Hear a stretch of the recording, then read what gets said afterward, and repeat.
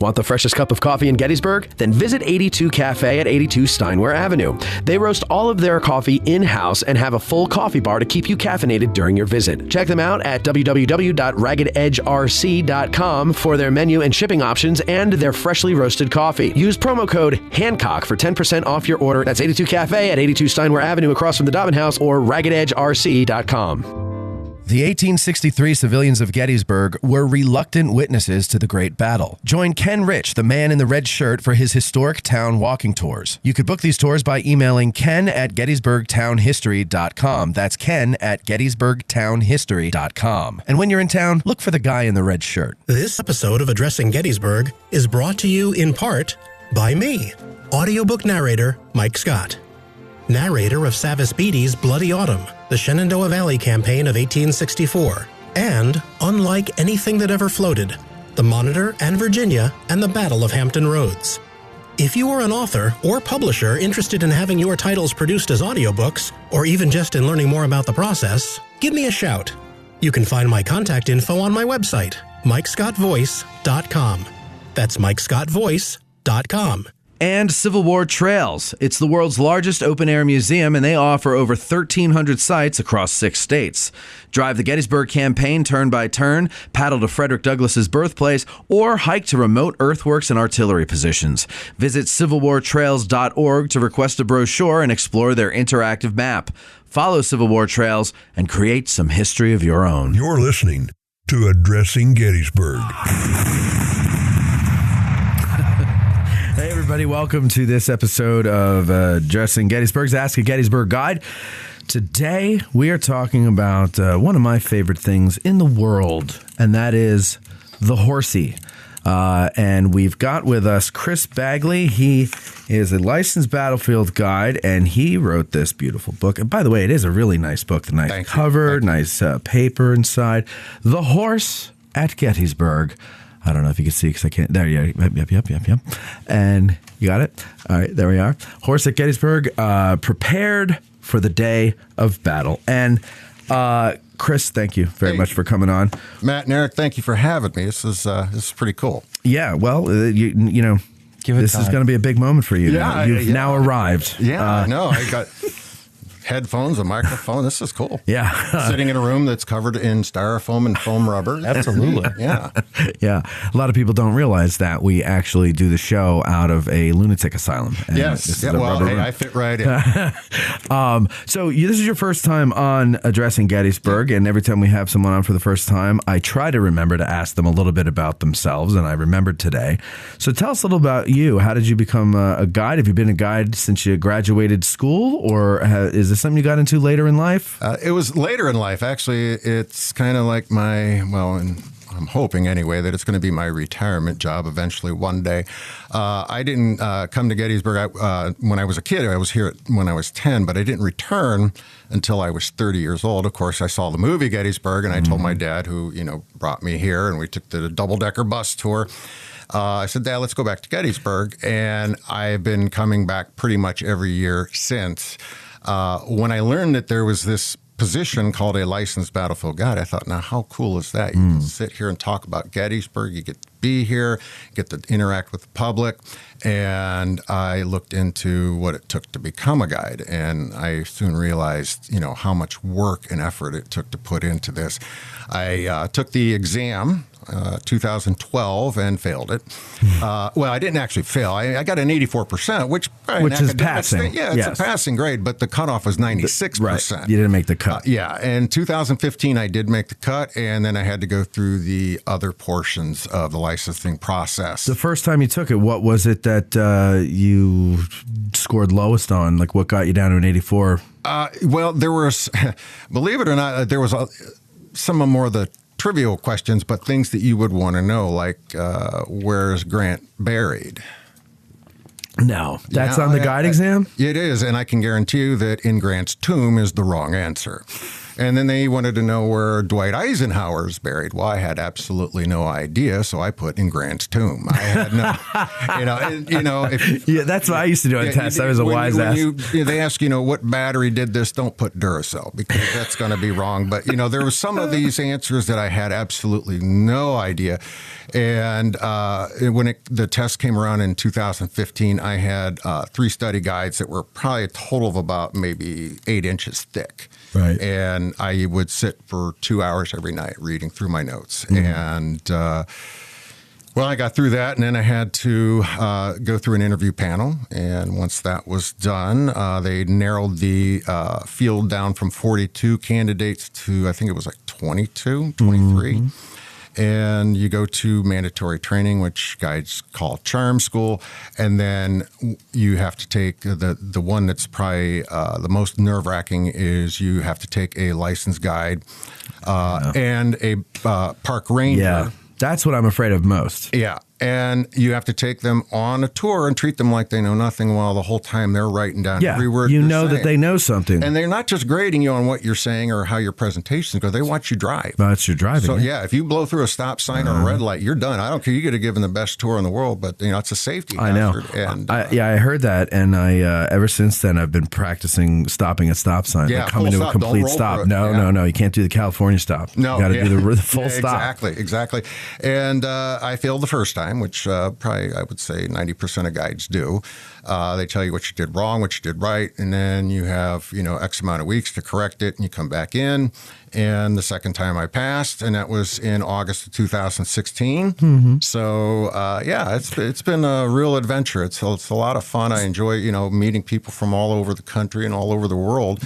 And it's allowed me to, get involved in something that before I became a guide, my wife and I were here, and we wanted to go on a horseback tour. And, that was before I knew what guides did.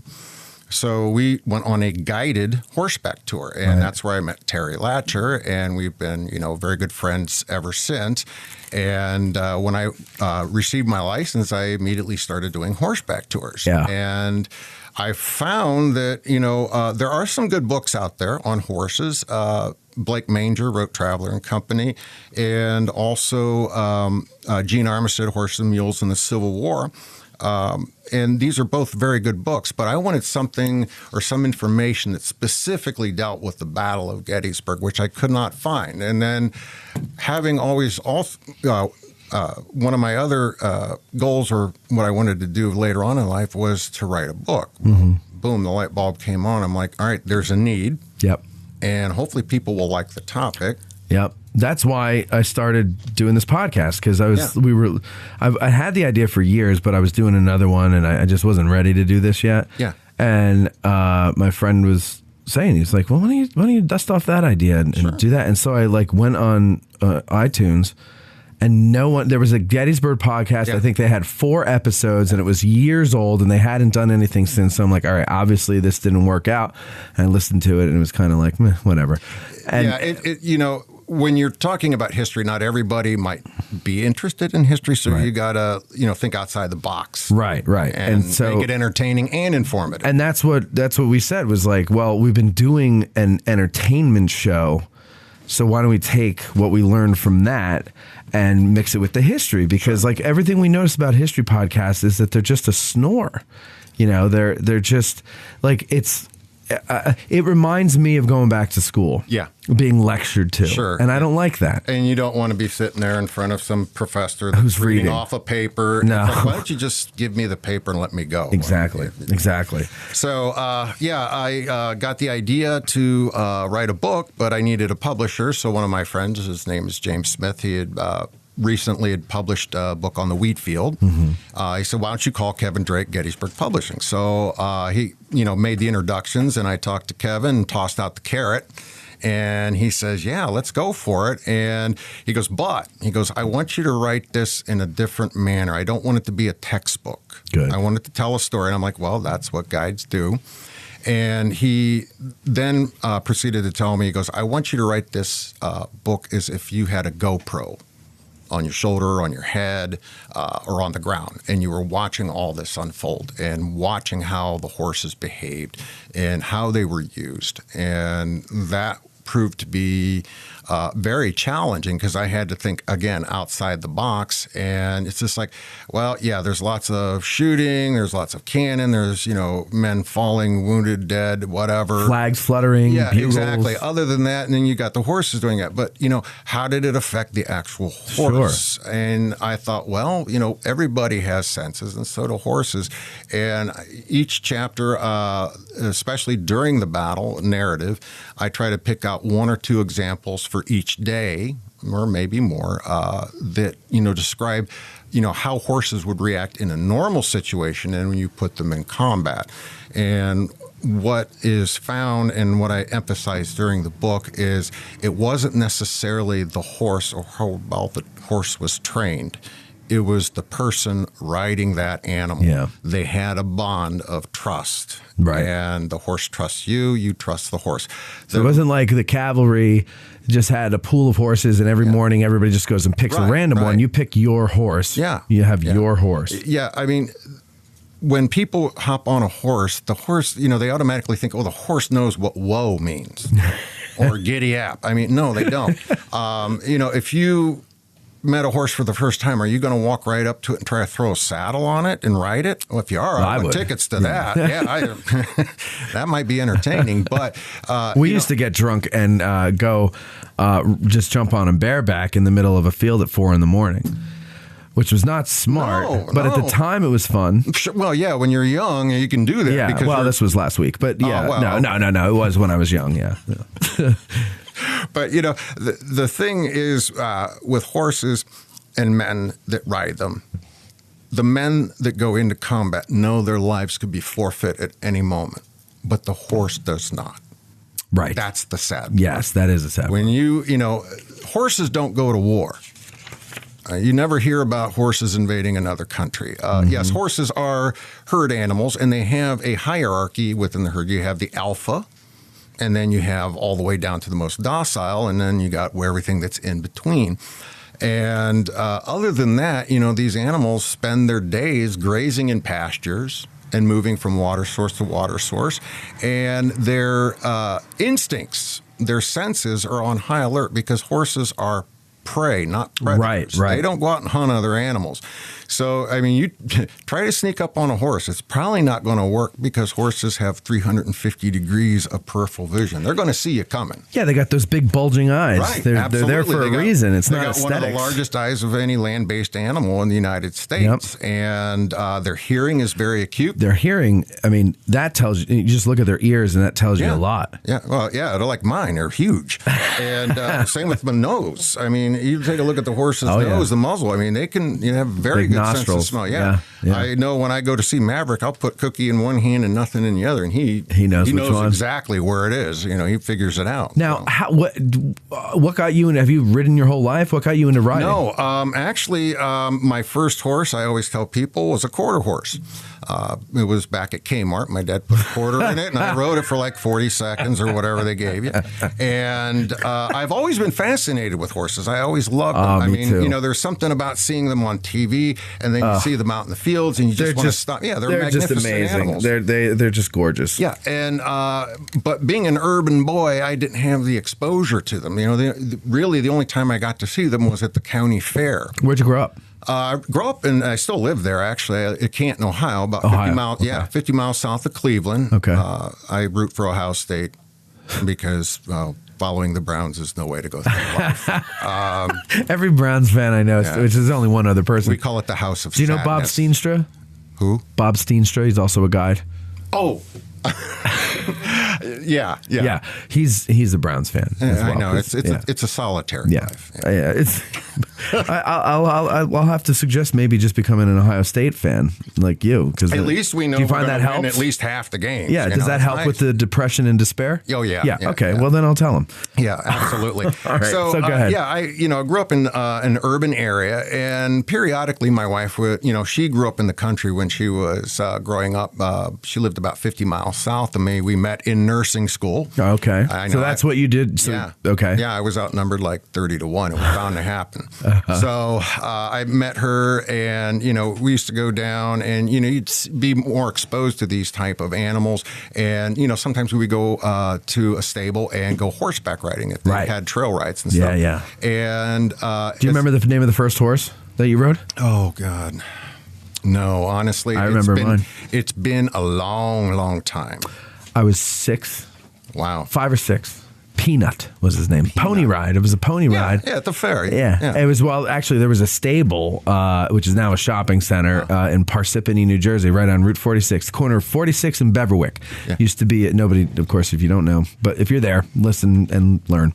There was a stable there, and you just go pony riding, and that was it. I went on a pony ride. It wasn't even a trail, just, round a ring. Yeah, round a ring. Peanut was his name. Yeah. And then the first one that I rode autonomously was Buttons. Buttons. Yeah. Oh, my. Yeah, Buttons. I like Buttons. I do remember some of the horses. Toro was one of the first horses I rode here in Gettysburg. I've ridden Taz. And then when I started doing horseback tours, they would basically put me on whatever horse, Right. They try to gauge them to the visitor Sure. based on their size and riding experience. So did you buy your own? Eventually, actually, I adopted my own. Nice. Yeah. When I started writing this book, I needed a frame of reference. It's like I can, take things that I read and transcribe them into words, but to have actually done certain tasks or whatever, that's a different story. Sure. Now you're writing from your own experience of actually having done something. And Terry had recommended that I start working and maybe try training Maverick, which you see Maverick's picture right here. That's the horse I adopted. Yeah, and then there's another photo of him in the book I saw. Here at the very end. There you go. There you go. At the end. Exactly. So, I said, okay, yeah, I'll go ahead and start working with them and see what happens. I said, maybe I'll even get to the point where I can throw a saddle up on him and ride him. And, about 4 people looked over at me and started laughing. They're like, we want tickets to that. So I'm like, oh, God. But you know what? When I first started work with Maverick, I did not really do a whole lot except just make my presence known. Right. I didn't So you broke him yourself? Well, he was a horse rescue. He had been used as an Amish horse buggy, but he is more of a one-person horse. Right. And there's nothing wrong with that, but they just do well with, one. The same person. Yeah, sure. Exactly. So I went out and, he was real skittish at the time. So I had to be very careful. So I didn't even get in the paddock with him. I just, kind of hung around. And then as time went on, I went in the paddock and just stood around, didn't do anything, didn't ask him to do anything, and then started doing, things like brushing him and taking him back in the barn when it was time, that kind of thing. Did you have anybody guiding you as to how to do this, or were you just kind of doing this from YouTube no, I videos? didn't. I just didn't make everything up. There's several horse trainers out there that luckily have websites and YouTube videos, and they can show you and go through. And the first thing they do is they put a disclaimer on there saying, "Hey, take your life into your own hands." Sure. But the 2 that I found that I had the best luck with in working with Maverick, there's 2 horse trainers. One, they're both from Australia, Clinton Anderson and Warwick Schiller. Okay. And I, watched their videos and how they explain things and why horses act the way they do. And eventually I was able to get Maverick into a round pen. And a round pen is just gated in. Yep. It's about 50 feet in diameter, and that's where a good chunk of what we call groundwork is done, and that's when you really start to make a bond with the animal. And true to my word, by the end of the summer, I was able to hop on Maverick and go for a ride. The stable where he was, it sits adjacent to the Sarah Patterson farm. Oh, yeah. So, I was out in that field, and, we went riding, and he didn't kill me, and I was very happy about that. When you have soldiers in, especially in the Union Army, and people don't really give this much thought, many of those Union soldiers came from larger towns. I mean, even Gettysburg was considered a small to medium-sized town at the time of the battle.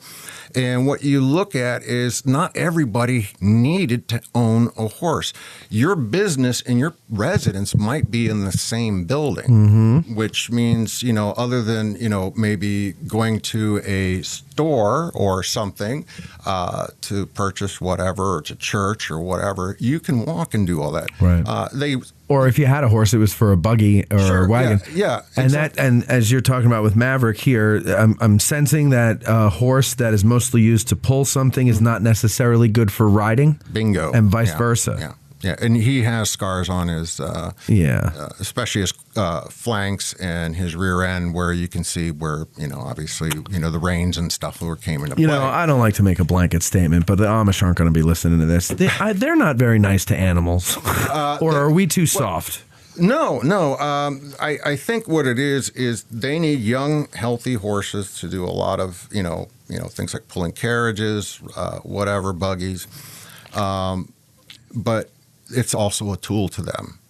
Yeah. I mean, Yeah. And when your saw gets older, you just you get rid of it and get a new one. And unfortunately, when they take these animals and they take them to auctions, there's no guarantee who's going to buy them. I mean, a lot of kill might be a glue factory or something. Well, exactly. Yeah. They can't slaughter horses in the United States, but they can put them on trucks and take them to Canada and Mexico. Oh, is that true? I didn't know that. Yeah. So getting back to that's awful. The towns, you have many of these future Union cavalrymen that would have had little or no experience riding a horse. They didn't have any need to. Right. But in the Confederacy, down in the rural areas, these people were, basically skilled, and they required horses because, the population wasn't as large. People owned large plantations. You needed to get around. Horses were, a very convenient way to do that. So their horsemanship skills are going to be well above what, the average Union soldier is going to come into the Army, with knowledge of. And it would take months to train these individuals how to ride a horse, and not only ride, but how to care for them. Yes. And the horses are in an inordinate amount of care. I can tell you one thing: if you want to keep your kids away from drugs and alcohol, get them a horse. Yeah, they won't have money for anything. So, all right. So there's a quote here in the book. It says author unknown, but I like that you put it in here anyway. And I want to start this off with the quote. It says, "Look back at our struggle for freedom, trace our present day's strength to its source, and you'll find that man's pathway to glory is strewn with the bones of the horse." Yeah. How true is that? I mean, that is very true. Oh, absolutely. I mean, if you go back through the earliest traces of recorded history, you're going to see the importance that horses played, not just in, obviously in the United States, but over in Europe, the Middle East, China. I mean, all of these countries, kept written records. I mean, all you have to do is open up the Bible and read about Pharaoh's chariots and charioteers being swallowed up in the Red Sea. But in the United States, or in North America, I should say, horses went extinct with the last ice age. So the first horses were brought back to our country, or the territory, when the Columbus came to, discover the New World. And subsequently, you have the early explorers of the North American continent coming, and they would bring horses. They needed to, and they established horse breeding farms. So you have horses that were of European and Eastern stock being brought over, and now they set up breeding farms, and that's what gave birth literally to the breeds that we have today, like a thoroughbred, saddlebred, standardbred, quarter horses. Morgans? Morgan horses, yes, absolutely. Yeah, they're very, good, gentle, strong horses. Yes. I'll carry my fat ass. Well, Little Sorrel. Stonewall Jackson's, he was a sorrel. Little Sorrel. Right. Or he was a Morgan. Yeah. But, horses initially weren't even on the North American continent. It wasn't until those explorers came that, the population started to explode. And, there were different tasks for different horses. Some horses were, like a draft horse. These are the kind that you want pulling a plow or, wagons loaded down with heavy equipment or whatever you have to do. Carriages in town. Exactly. And then you have a thoroughbred. And a thoroughbred is a very prized horse. They're a little bit on the high-spirited side, but they have a very, very good constitution, very fast animals. You got horses like quarter horse. Everybody says, well, quarter horse. Yeah, well, think about it. They liked racetracks back then, and the tracks were a quarter of a mile. And a quarter horse was very fast in explosive speed, but it usually was for about a quarter of a mile. So that if you're there you go. Yeah, for a quarter horse. Interesting. And, as things develop, you're going to see horses of, different color patterns. You got black, you got chestnut. White horse is you don't see those too much. Everybody says, well, there's that white horse. No, that's a gray. White horses, a horse's coat will change color or fade with the seasons and as that animal ages. A white horse is literally white, and it will not change throughout the course of its life. So if you see a horse and it looks a little darker, darker, white or whatever you want to say, that's actually a gray horse, and that was what was Traveler. Traveler was a dappled gray. Right. Or as Lee liked to describe him as Confederate gray. And he was a saddlebred. And the saddlebred was a riding horse? Yeah, they're very high-spirited animals, but they usually provide their rider with a very comfortable gait. And it would be like the difference between riding in an Army Jeep and a Lexus. Sure. Exactly. So both are going to get you there, but one does it in comfort. Yeah, you don't hurt your back with one of them. Yeah. All right, so. Oh, go ahead. Oh, no, go ahead. Well, all right. So let's get into the book. So we're basing this off of chapter 3. If you have the book, or if you're going to get the book after watching this, we're doing this on chapter 3. I want you to get the rest of the book so you can read all the other chapters, because this is really interesting. Yeah, of course you do. I have bills to pay. So how did they acquire the horses in both armies? Well, the acquisition of horses, in the Union Army, you have contractors that sell horses to the government. And the problem with that is you have people out there that are not going to be very honest and forthcoming with what they're trying to sell you. The horse may be sick, or it might have had an injury. And, by the second year of the war, you're looking, especially with the Union, and I'm sure in the Confederates as well, that, the quality of horse flesh that was being purchased by the government was, very substandard. Yeah. And because of this, at least in the Union Army or the Federal Army, they set up a series of cavalry depots. Yeah. And these depots were reception centers. And these horses now are going to be inspected by veteran soldiers who are trained horsemen. They know what they're looking for. If you're not going to try to sneak one by them. And they would brand the horses. So if the horse was rejected, they would brand them on the left rear leg with a letter R. And if you pass the test and you're accepted for military service, they would brand a U.S. on the left shoulder. Okay. So the people that would bring these horses to the government, they had to be separated from the animals. It's kind of like, oh, no, don't look at that. He's fine. He's fine. No, they wanted them separate. They would go through, and then they usually gave a special contract rate. Same with the Confederacy, except, now there are several exceptions. In the Confederate Army, officers had to provide their own mounts. Right. Okay. The artillery, your horses were issued by the government. Wait, in the Confederate Army, only officers did, or the whole cavalry did? Well, officers, I'll get to that. Oh, okay. So sorry. Yeah, officers had to procure their own mounts. Artillery was issued. Right. And if you joined the cavalry, you had to bring your own horse. So the Confederates, when, Grant said any man that, claims to own an animal may take them home. That's one of the reasons. Right. And he was like, what, you have to bring your own horse? Yeah, they do. And the Confederate government would appraise each animal at usually a certain flat fee of, like, say, $150. And if your animal was killed or died of wounds suffered in battle, you were supposed to be, and I use the term loosely, reimbursed for that amount of money. Right. As the war went on, you were lucky if you got anything at all. Sure. The Confederate cavalry were also paid an additional 40 cents per day for the use of their horse, and the Confederate government did provide all the necessary equipment for their care and also their feed and forage. Okay. So they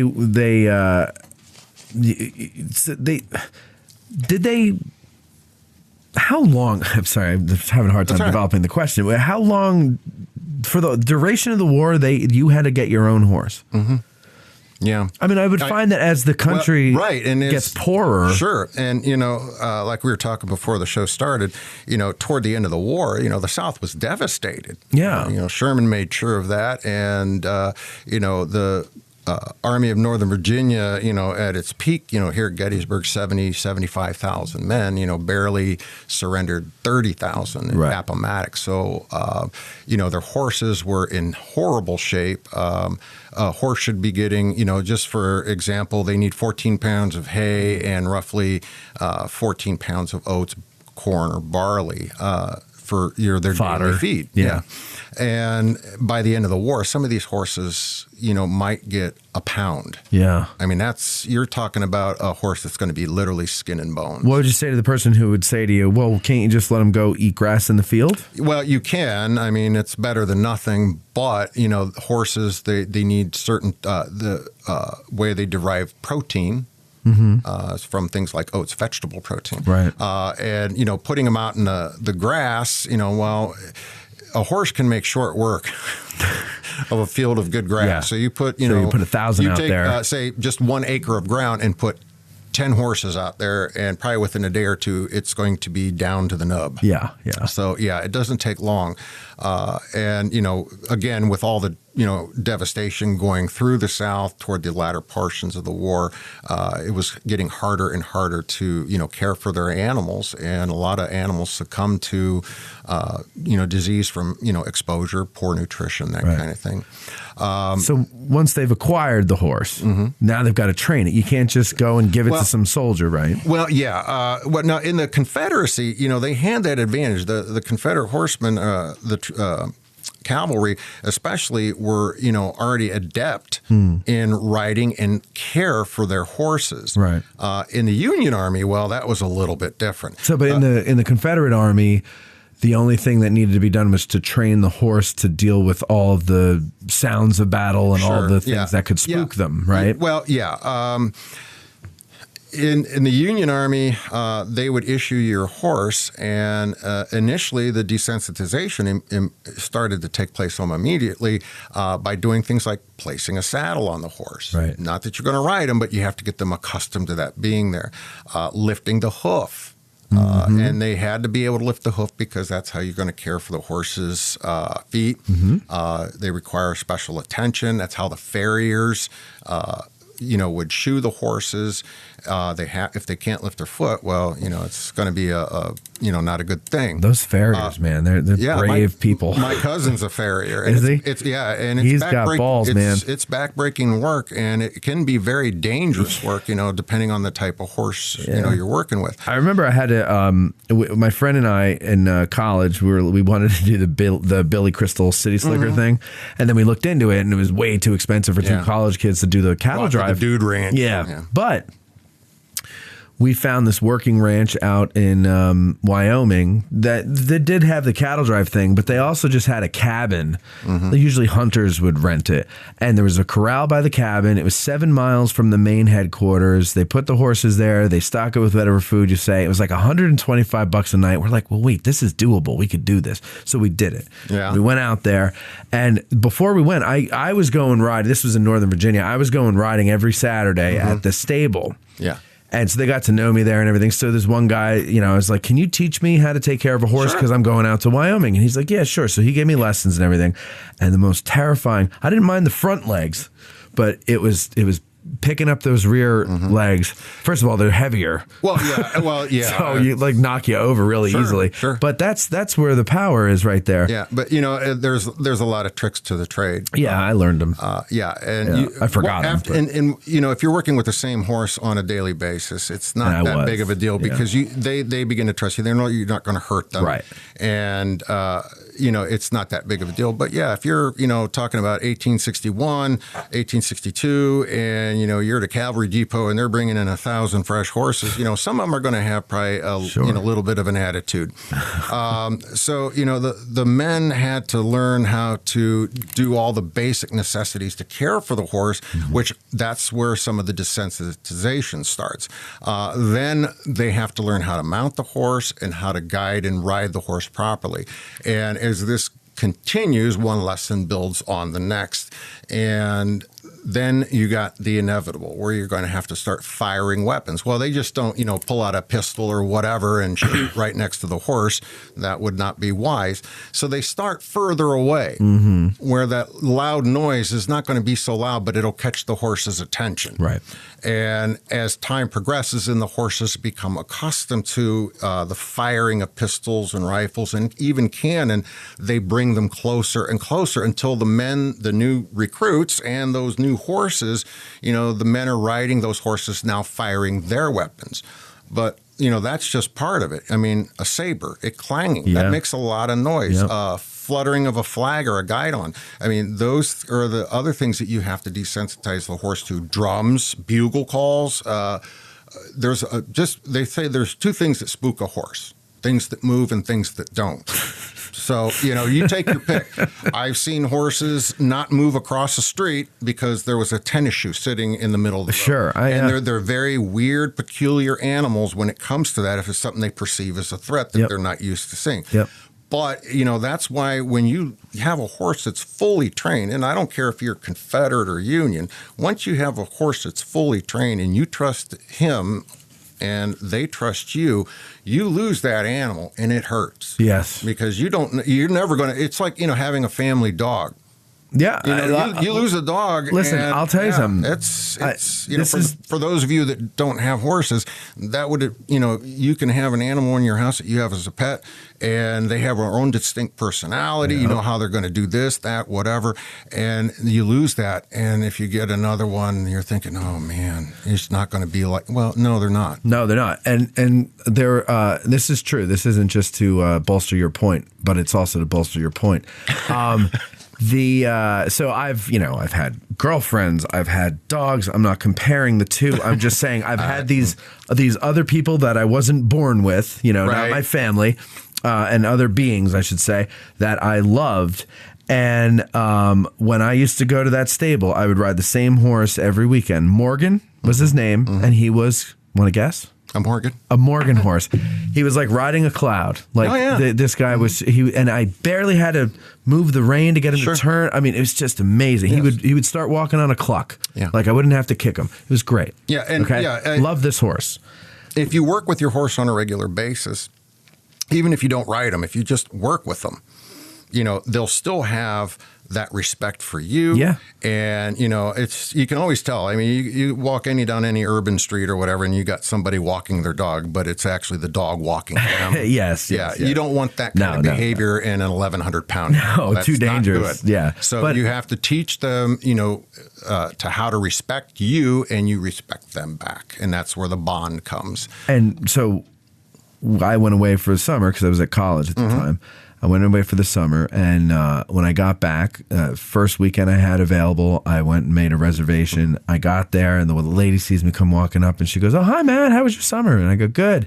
And she sees me looking around for Morgan, and she's like, "Oh, Matt, you'll be happy to know that Morgan was sold to a good family." And I said, "No, I'm not happy to know that. I wanted to buy him myself." To this day, if I think of Morgan versus the dogs I've had, you take the girlfriends I've had, my heart still breaks that I didn't get to have Morgan. Yeah. Everybody else, it's like, well, whatever. You live, you learn. And but that's why when I had the opportunity to adopt Maverick, I'm like going, you know what? I made a bond with this horse, and the thought of, somebody coming in and, I know they would have sent him to a good home. That's not the issue. It's just not your home. Yeah, it's not my home. And as of this taping right now, Maverick is now officially a Buckeye. He's no longer living in Gettysburg. Oh, okay, so he's out by you. He is staying at Woody's Stables, which is about a half-hour drive from my house. So, I get to go out and see him 3-4 times a week. I take him out into the round pen. Nice. We laugh. Do you bring him out here when you do tours? No. You tell jokes. Yeah, transporting a horse is not cheap. No, it's not. And just to get him from Gettysburg to Ohio costs $600. So yeah, there's no way that I'm. That's a lot. And then not only that, you have to find a place for him to stay. Being on Cemetery Hill is not going to be real happy if Maverick's in my room. But what about the stable that you're working for? Well, yeah, I could. Yeah, but then again, it's just. I know. No, it's too much traumatic, of a schlep. and then there's a risk of an accident. A lot of different things can happen. So yeah, he's in Ohio now, and I'm happy, and he's adjusting to his new surroundings, making new friends, and that kind of thing. So, good. It's good. But getting back to the Union Cavalry depots, one of the ones that was actually in the Eastern Theater of the War, you're looking at Gettysburg, which is now where Joint Base Anacostia is, which is right across from Reagan International Airport. And that's where this depot was located. And this is where they would bring the horses for inspection. And once they passed inspection or rejected, whatever it was, then they would go ahead and issue them out to the new regiments that were forming. And it was built eventually to hold 30,000 horses. And I think at its peak, it held around 21,000. They had a staff of 1,500. And over 100 farriers working there to help care and manage for these animals. Yeah. In 1862 alone, and just to give you an example, the federal government spent about $42 million for the acquisition of horses and all the bells and whistles that go with them, the care and maintenance and all that good stuff. If you translate that and account for inflation today, $1.2 billion. Jesus. Yeah, that's a lot of horse flesh. Yeah. But, Robert E. Lee, he spent $225 when he purchased Traveler. If you take that and put it in today's currency, it would have been about $6,600. That's a lot. Yeah, but you know what? I've seen people pay upwards for a good trained, quality young horse up to $20,000. Of course, and that's in modern. This is now. Oh, and I'm sure breeding horses. I mean, it's way up there. Yeah, exactly, exactly. So that it's an investment, and you have to care for your investment because as sturdy and stout as horses can be, they can also be subject to all kinds of diseases and injuries. And what do they call it? Greasy heel. Oh, yeah, grease heel. Grease heel, it's a nasty. They get all this gooey drainage coming out. The horse, usually it happens on the hoof and right above. The hair starts to come out. It starts to secrete this nasty drainage that's kind of oily. Yeah, it's not pleasant. No. And then you got things like laminitis where their hoof, it becomes inflamed. Then you got glanders, farcy. These are two very contagious, and they can actually kill the horse and people. Oh, yeah. You don't want to get sick with these. And then you got, if a horse has glanders or farcy, a person can catch it. Oh yeah, from being around them, or you have to have then they usually euthanized them. Yeah, and there was very little they could do because there's no antibiotics. Sure. Horses also can get what they call distemper, which it's streptococcus. So it's kind of like horse strep throat. And that can even be lethal. And probably one of the big and more common disorders is colic.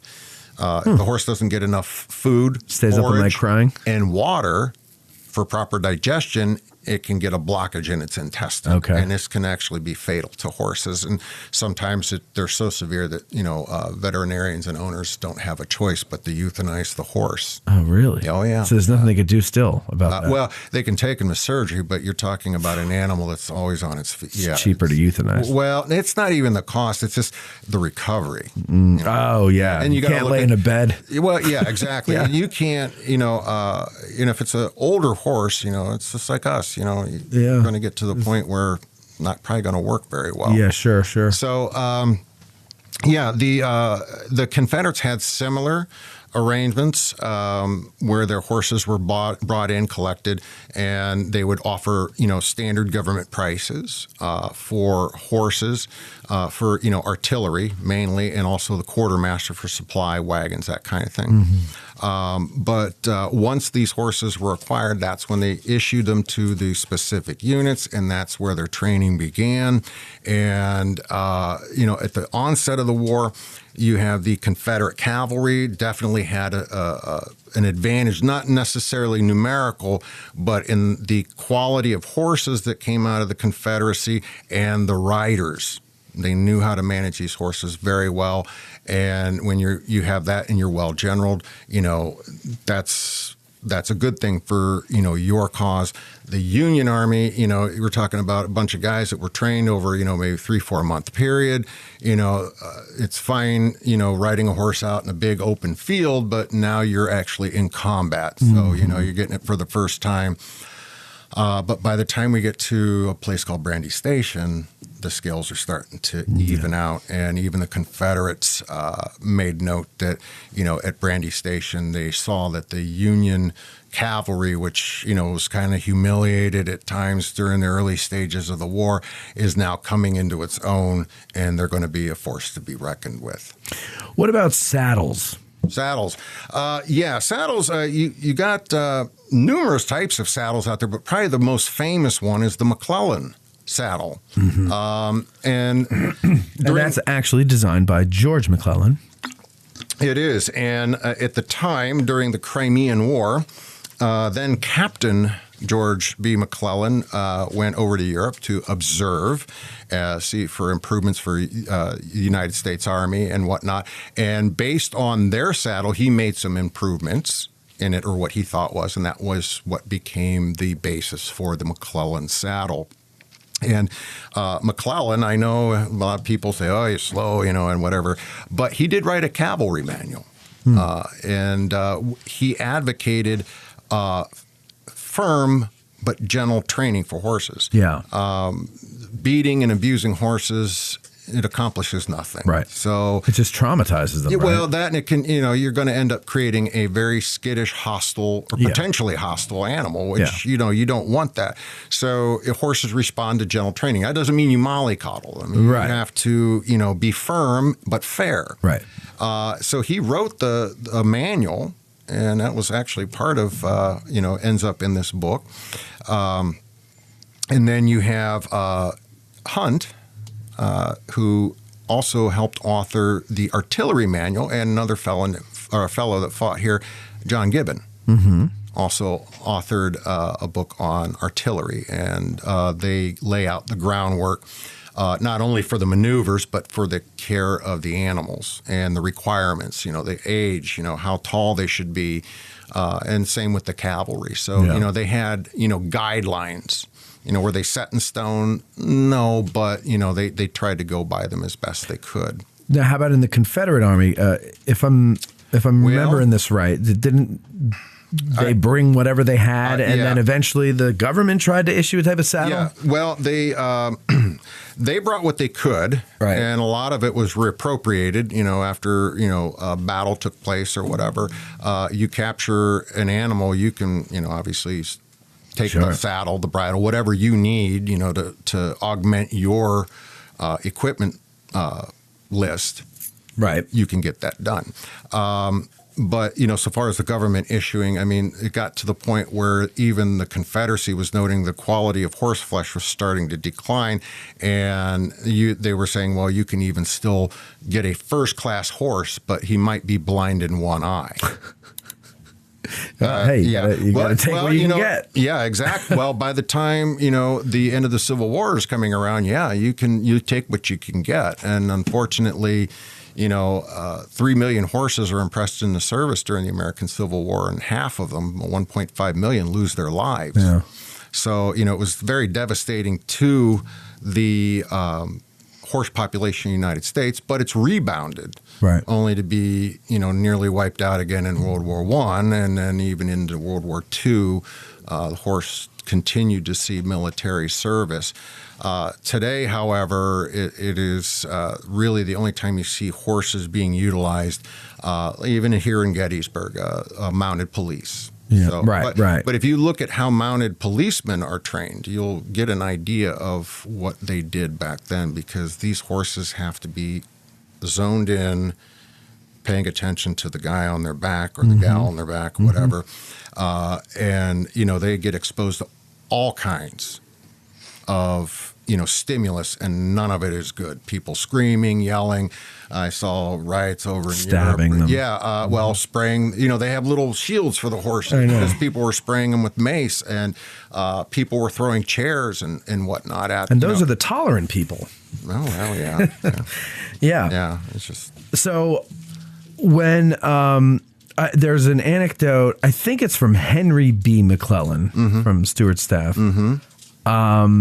And he talks about how it wouldn't be uncommon to see a man walking beside his horse with the sawed-off legs of another horse hanging from the saddle until he can find the proper equipment to take the shoe off and put it on his horse. I wouldn't doubt it.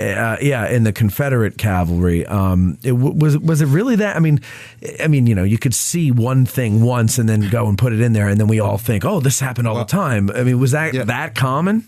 Well, I don't. In that particular instance, I'm not. I'm sure that did happen. Yeah. And horseshoes do come in all kinds of sizes, just like horses do. And in the Union Army, they started buying cheap nails. I know, go figure. The government's, not spending, they instead of, just spending the extra 4 cents on a good quality nail or whatnot, they buy the cheap ones. So now when they shoe the horses, they're lucky if the shoe will stay on more than a couple days. Yeah. And that's not good for the animal either, because, especially here at Gettysburg, when the Union Army did finally begin to pursue the Confederates, you have these torrential downpours, you have wagons, cannon, caisson, all sinking to their axles in mud, horses having their shoes pulled off because, they're sinking down into the mud and muck. And, all this because you want to save a buck. Right. Go figure. Yeah. Thanks, government. Yeah. And, but the farriers that worked with the government, each artillery unit had their own farrier and traveling forge. I think one of your listeners, had a question about And there are photos or sketches, I should say, and even a photo of, what these forges look like. And usually, I think he wanted to know if they would use coal or wood. I've only ever seen forges that were used, during that period that operate with coal. I think it's, probably a better fuel source. And wood won't burn hot enough to be able to do exactly. Coal will. And it creates a lot of smoke, but that's okay. So they would have these traveling forges that would follow the army around, especially with the artillery and cavalry. And, they could shoe the horses as needed. Right. Nowadays you can get away, depending on how often you ride your horse, is going to be dependent on how often they need shoed. Okay. So, maybe every 2-3 months. A lot of people won't shoe their horses during the winter months because, one, they're not riding them a whole lot, and two, if they're outside, that's metal on the bottom. Slippery, and it could get pulled off. And, sure. They don't really need them during the Indians didn't. Eric just flipped a stink bug off my. Crawling across your legs. Oh, did it? Yeah, actually, now he's crawling up your potato chips. Oh, no, not the potato chips. Yeah. Those are Old Bay. Well, that stinks, too. Coming from Ohio, I have absolutely no love for Old Bay. Well, Old no, Bay's it's not gross. that. It's just I just can't understand the fascination with it. It's seasoned salt. I'll tell you what it is. People from Maryland have so few things that they can claim for themselves. They got crab salt. Shitty spice blend is what. It's the Maryland Spice Industrial Complex that has put out this this love of Old Bay. The rest of the country. What else can they? What you know else what? do they have Look, to I'm tout? from New Jersey, right? We didn't have Old Bay for most of my life up there, but when I would go visit my family in Virginia, we'd get crabs, and it was caked in Old Bay, and I loved it. And I don't know, for some reason I have memories of that, and that's why I love myself some Old Bay. Okay. But I'll tell you what, though. From all the times he got crabs in Virginia. Oh boy. The potato chips, they're lacking. I mean, they're not as good as actual Old Bay. What are they? Oots or They're either Utz or Hers. Hers. Yeah. Or we say hares in Ohio. Yeah, no. Or they say hers here. It's kind of like a mix here of hers and hares. Anyway, so where were we now? We were talking about shoeing horses. Yes. And so I was saying that if you just go by, all right, say you're going to shoe your horse about every 2 months. Okay. Over 4 years of the American Civil War, the number of horseshoes required was around 576 million horseshoes. You don't realize how much, when you start adding all this, okay, you're going to shoe them. Every so often you need 4 shoes per horse. Wow. That's a lot. Yeah, it is, and it's expensive. Like I said, when they spent $42 million in 1862 on purchasing horses and equipment and everything else, you're looking at that has a modern day value of $1.2 billion that they would have been spending on horse equipment. What? Okay, so for the people who aren't really into horses, why shoe a horse? Because Native Americans, for example, they didn't shoe horses. Right.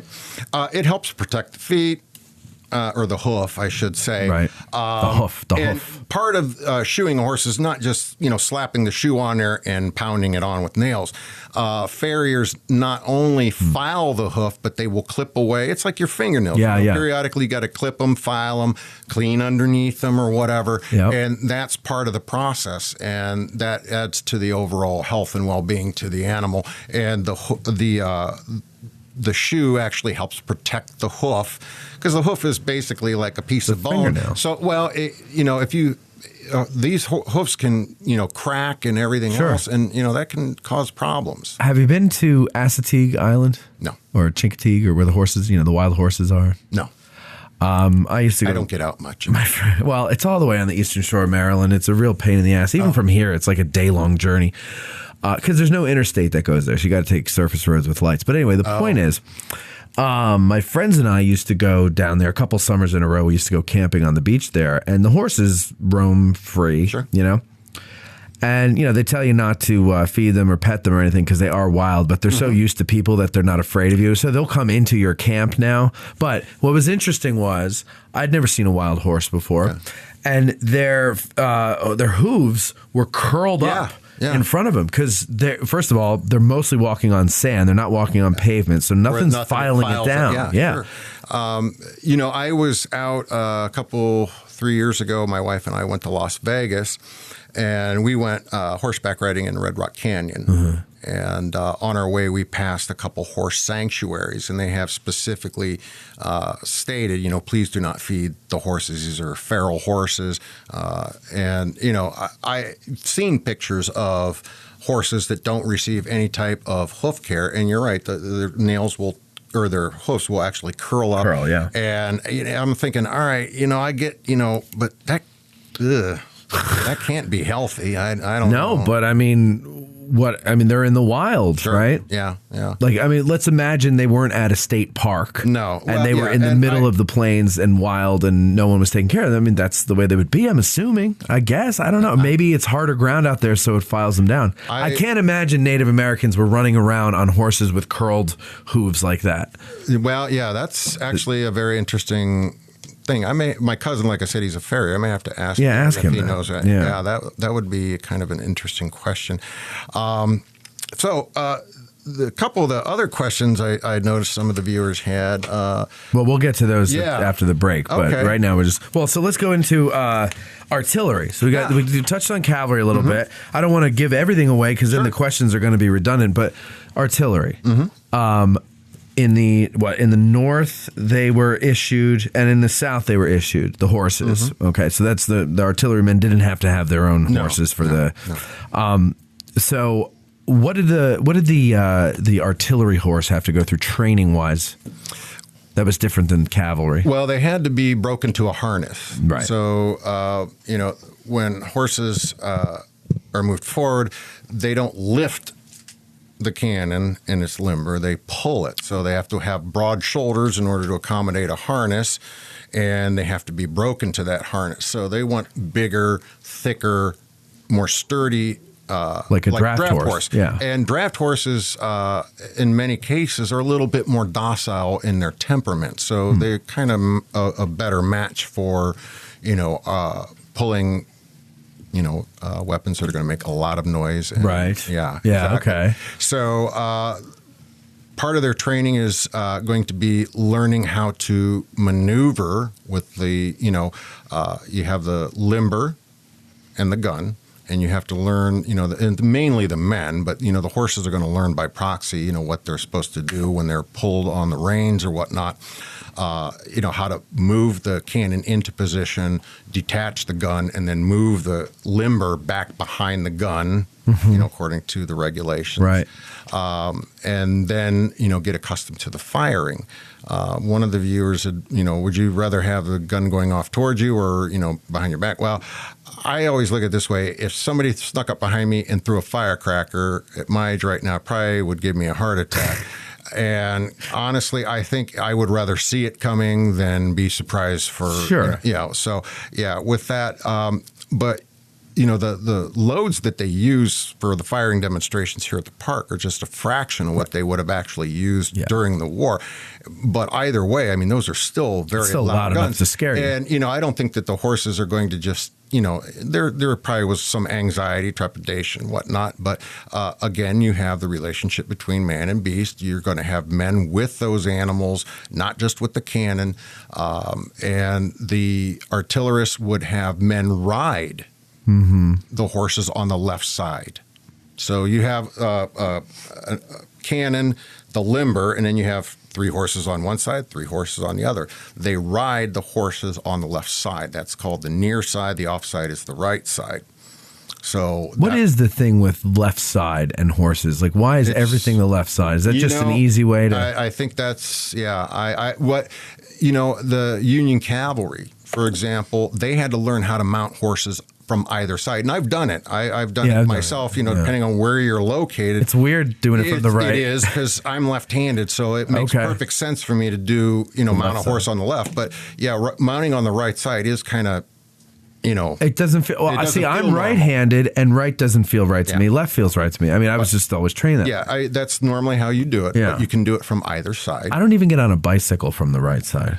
Yeah, same with my body doesn't know how to lift my left leg in that way to get on a horse or a bike. Yeah, it's weird. Yeah. So getting back to, the artillery, these men would ride the horses on the left side. And if you even look at like Arlington National Cemetery, when they have the caisson platoon, they have the, casket of the deceased service member loaded up on the caisson. And they have 6 horses pulling that caisson. If you look, you'll see those men are riding what they call pillion, which is on the left side, and they're on the left 3 horses. So the first one is called a lead horse, the middle one is the swing horse, and then the one that's closest to the wheel is the wheel horse. Right. So, and that's how they did during the American Civil War as well. They could ride the horses on the right side, but it wasn't customary to do it. Because you got to get on them. Well, you have to get on them, but for whatever reason, they determined that it was the left side. I guess it's just good to keep. If you're going to do left, then just do left for everything, and just be uniform with that stuff. So, how about weight distribution on the horses? Because I'm thinking, I'm a horse, sure, right, and I'm one of 6. I'm pulling this gun and caisson and the whole damn thing. It's got to be heavy, right? Sure. And then I got this jackass on my back. Mm-hmm. Okay. I'm looking at the guy to my right, and he's got nobody on his back. I'm like, you son of a bitch. Well, they required. I mean, if you evenly distribute the weight, it would come out the horses pulling between 600 and 700 pounds each. Okay. A cannon with a fully loaded limber, the whole ball of wax is probably going to weigh somewhere in the range of 4,000 pounds, give or take. What's that, 2 tons? What's a ton? I forget. 2,000 2,000, so it's 2 tons. And a caisson, while it doesn't have a cannon attached, it does have 3 ammunition chests plus, some extra accoutrements on it. Right. So it's going to weigh roughly the same. So, and is anybody riding on? Yeah. Yeah, so then you got guys on there too. Yeah. And if the horse was lost... On the limber and caisson? Yeah. Yeah. There's not supposed to be. There isn't? They have soldiers that would ride the left horses, the left side horses. Yeah. And get them into position. And that's what they were there for. It wasn't to hitch a free ride. You've got to get the horses. No, of course. Yeah. No, so in other words, so nobody's on the limber and caisson. They actually discouraged the soldiers from riding on the cart or the caisson and the limber because it added more weight to what the horses had to do. I mean, also the ammunition chests are not like, they're not permanently affixed to the frame. So, like, you could theoretically be bouncing across the field. Oh, yeah. And off you go. No shop goes over. And you get run over by the gun. Yeah. Or the caisson, whatever. Yeah. You're not supposed to ride. You're not supposed to ride it. Okay. Yeah, so they rode the horse instead. Right. And where were we? Oh, well, no. So you're talking about the weight. So the weight would be evenly distributed between the 6 horses. So if you're in the middle of combat and you're losing horses, like say the 9th Massachusetts or Turnbull's Battery, it doesn't matter. You're requiring what's left in horse flesh to pull more weight. Right. And that can be a problem. Sure. So if they lost a horse that was pulling the cannon and the limber, they would take the corresponding horse from the caisson. So say it was the front lead horse on the left side was hit. They would take the front lead horse on the left side of the caisson and bring it up. Okay. And replace it. Okay. So, yeah. And you also have artillery units having what they call a remount. It's basically some spare horses. A rendezvous. Yeah, a spare Or horse. remuda, they call that. Yes. And you take a look at some of these, instances where the combat during Gettysburg, if you shoot the horse, you're not going to get, too many men that are going to be able to pull the weight of a gun, a limber, everything else. Right.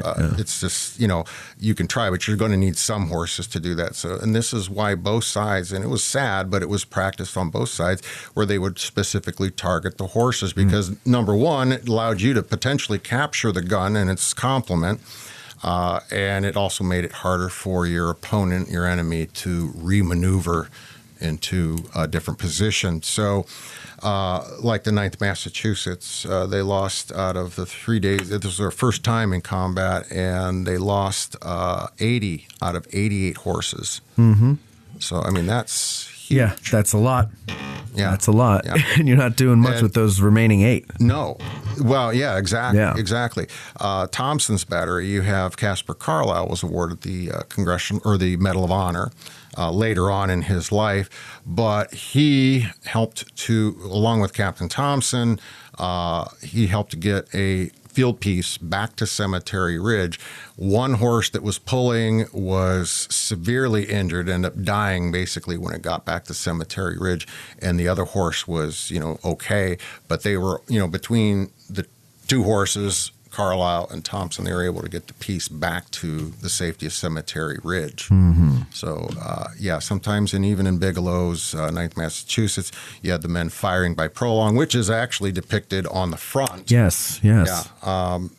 Right in front of the Trossel Farm. I see that, yeah. And I have that by Don Troiani. Yeah. One of my favorite Civil War artists. Oh, yeah. And then you have the aftermath of that, roughly that same area. On the back cover. Yeah. Exactly. That's crazy. Exactly. Yeah. All right. Well, so let's do this here.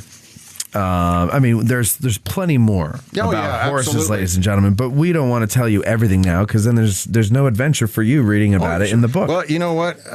Yeah. I don't know. Are people going to be able to? I know they're going to be listening to it, obviously, but do you have this on YouTube where they can watch it? Or yeah, they can see this if I hold it up like that. Hold it up there. Let's hold it up. There you go. There you go. No, you're right here, right here. This is your camera, so put it right up there. Tell them to do it this.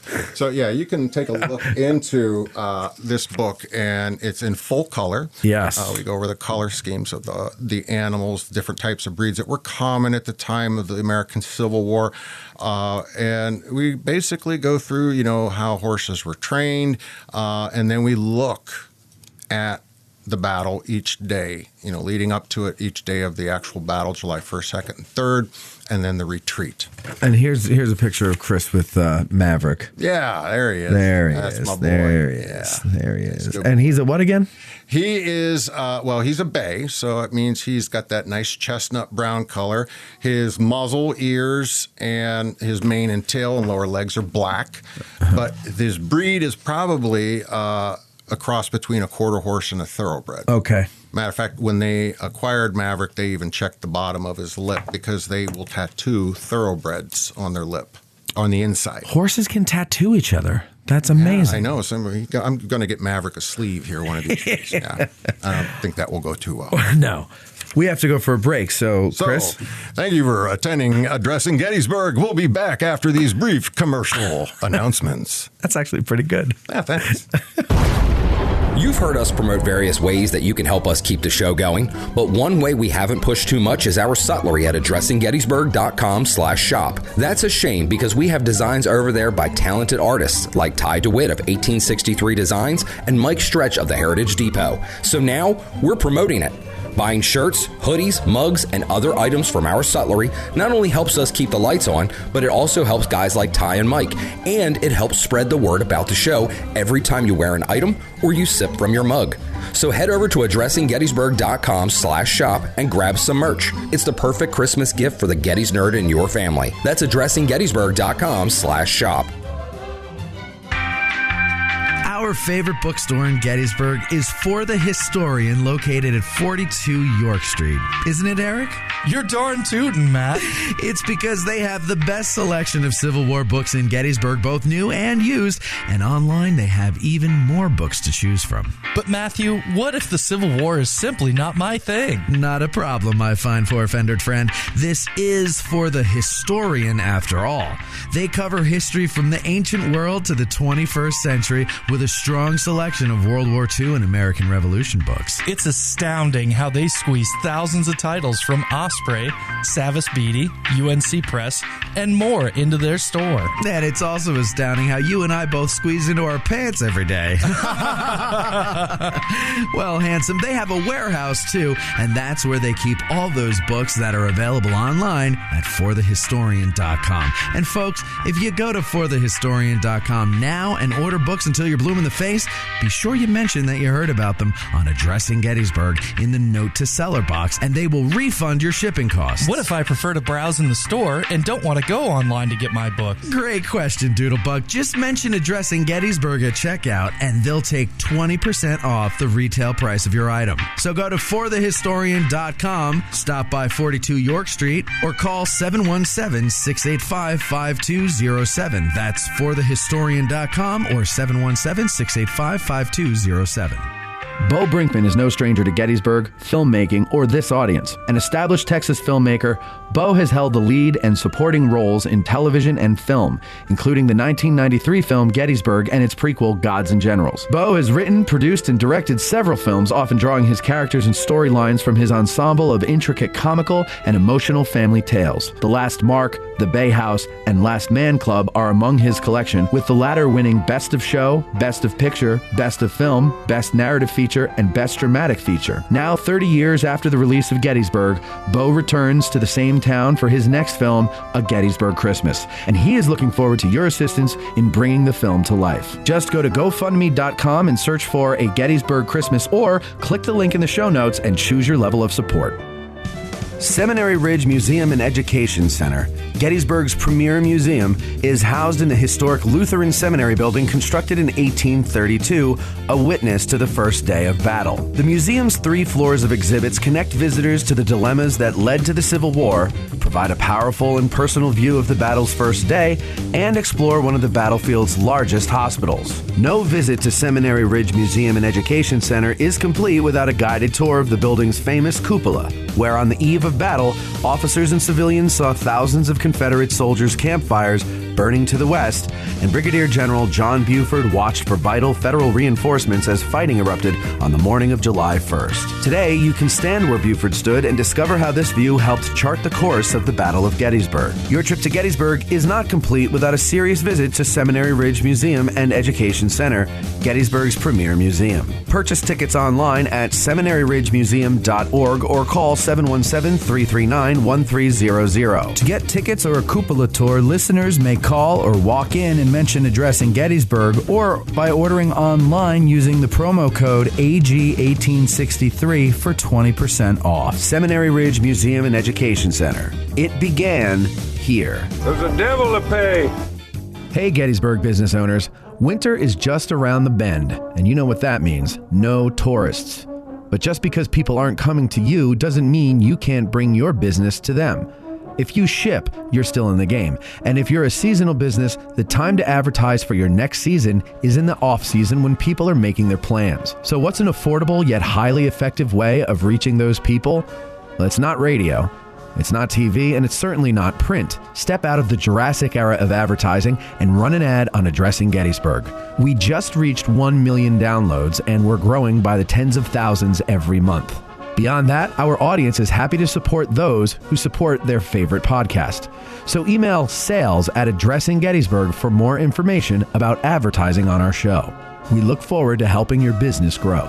That's sales@AddressingGettysburg.com. You're listening to the Addressing Gettysburg podcast with Matt Cavalry. All right, welcome back, ladies and gentlemen. And once again, we're here with Chris Bagley, and we are talking about the horse at Gettysburg. And we've got your questions. Of course, if you want to submit questions for an Ask a Guide, you have to become a patron over at patreon.com/Addressing Gettysburg. And I believe it's the $5 level and above that gets to submit questions. I'm not sure about that. Do I get $5 for answering them, or you get 10 for answering them? Oh, yeah. But it's an IOU. Oh, yeah. Oh, well. And it keeps building up. All right. Well, hey, it was nice talking to you guys. I gotta go. Okay, here we go. First one, Phil Hamby. I know the horses could change owners with capture and recapture during the campaigns. Would the armies brand the horses by side or outfit? USA, CSA.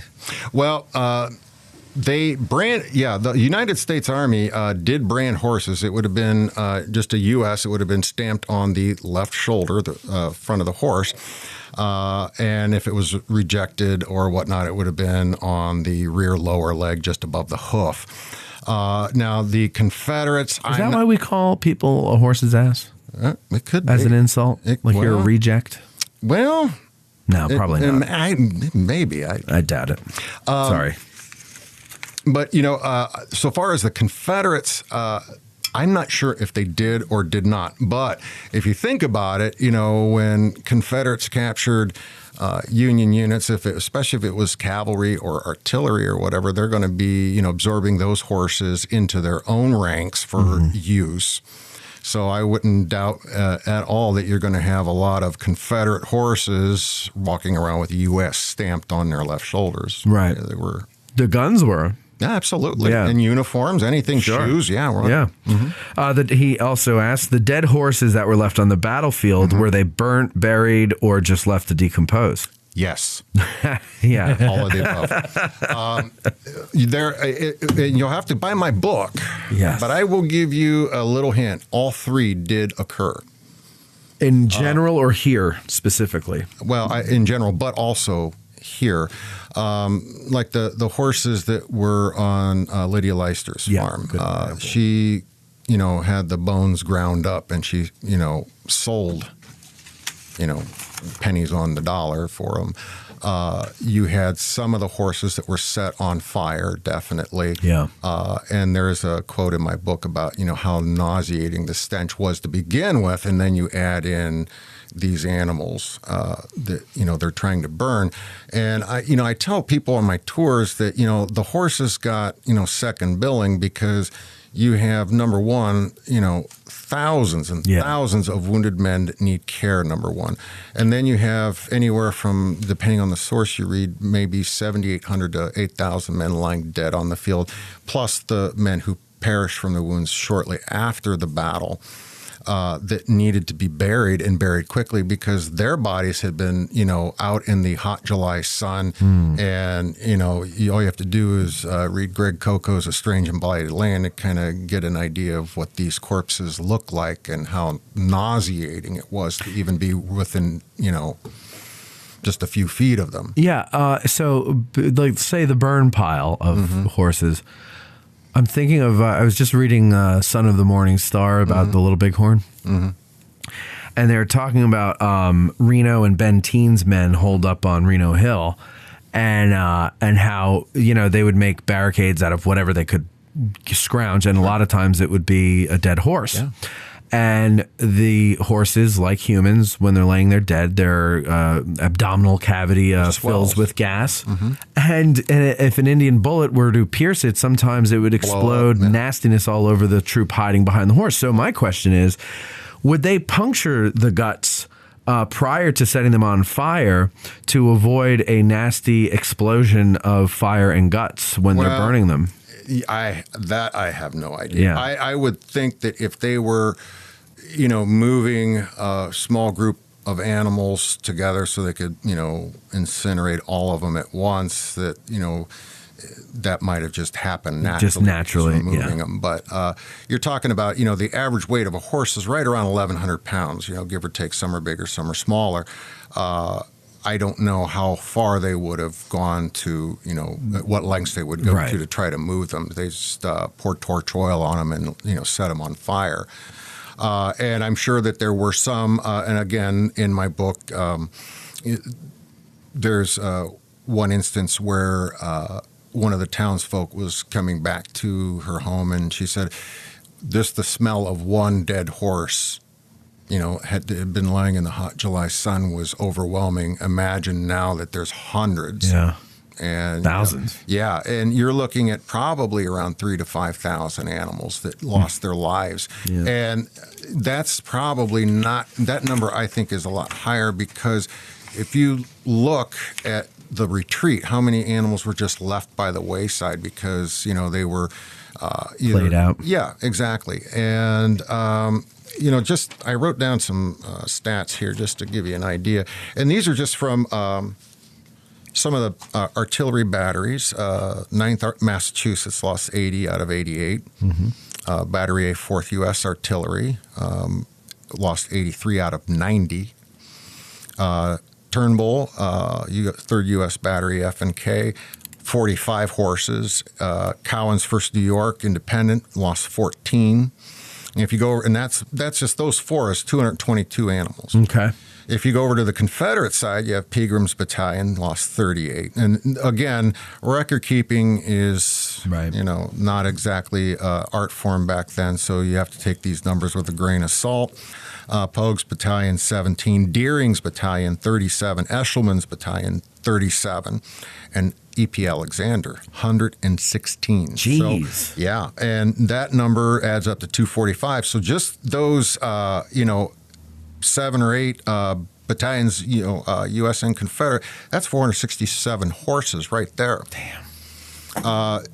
General Hunt noted that in his after-battle report that they lost, I think it was in the vicinity of 897 artillery horses, just on the Union side. Right.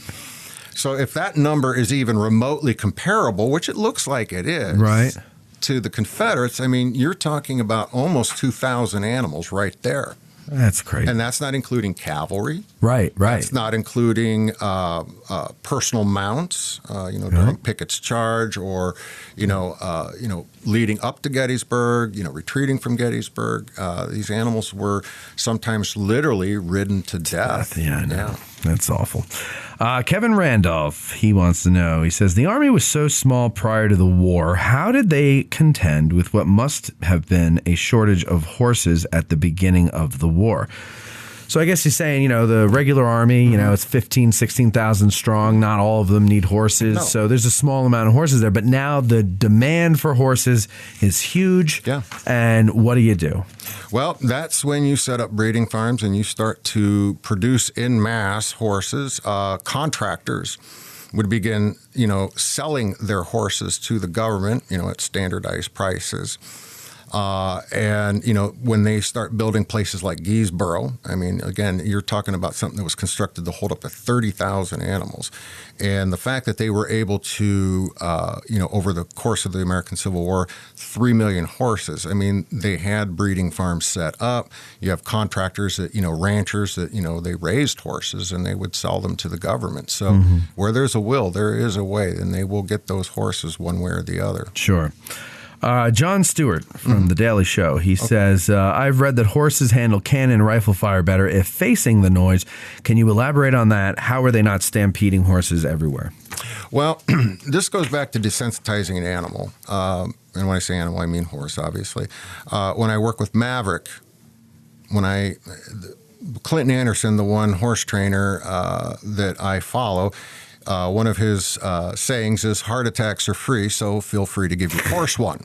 And that's how horses become more steady and less spooky, is by actually scaring them. Yeah. And when they see something brought into their field that they know is going to scare them or potentially scare them, they kind of brace themselves. So, again, we get back to, what would you rather do? Have somebody toss a firecracker behind you and you don't know? Or would you, see somebody throwing one at you? You're just going to stand your ground. Right. Well, eventually the horses, they could see it was coming. And that I think they would rather see it coming than, not many people are going to walk up behind a horse and try to scare it. If you do, you're an idiot. Yes, you are. And you deserve what's coming at you. Exactly.